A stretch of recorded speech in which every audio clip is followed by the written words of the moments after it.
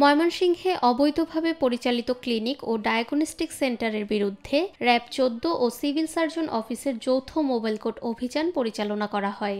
২৪শে নভেম্বর সোমবার দুপুর ১২টা থেকে বিকাল ৩টা ৩০ মিনিট পর্যন্ত কোতোয়ালি মডেল থানার চরপাড়া এলাকায় এ অভিযান পরিচালিত হয়। অভিযানে নেতৃত্ব দেন র্যাব ১৪-র সদর company commander squadron leader Shah Mohammad Rashed Rahat, আইন কর্মকর্তা ও এক্সিকিউটিভ ম্যাজিস্ট্রেট শাহ মোহাম্মদ জুবায়ের এবং সিভিল সার্জন অফিসের মেডিকেল অফিসার ডাক্তার শারমিন ইসলাম।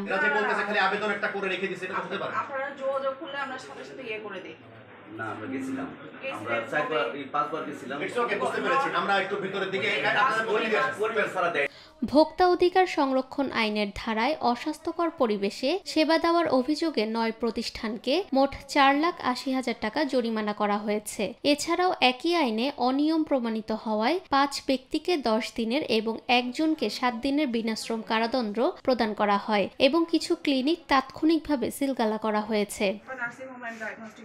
স্বাস্থ্যসেবায় শৃঙ্খলা ফেরাতে এমন অভিযান ভবিষ্যতেও অব্যাহত থাকবে বলে জানান সংশ্লিষ্ট কর্মকর্তারা। নিরপেক্ষ, সত্য প্রকাশে আপোষহীন।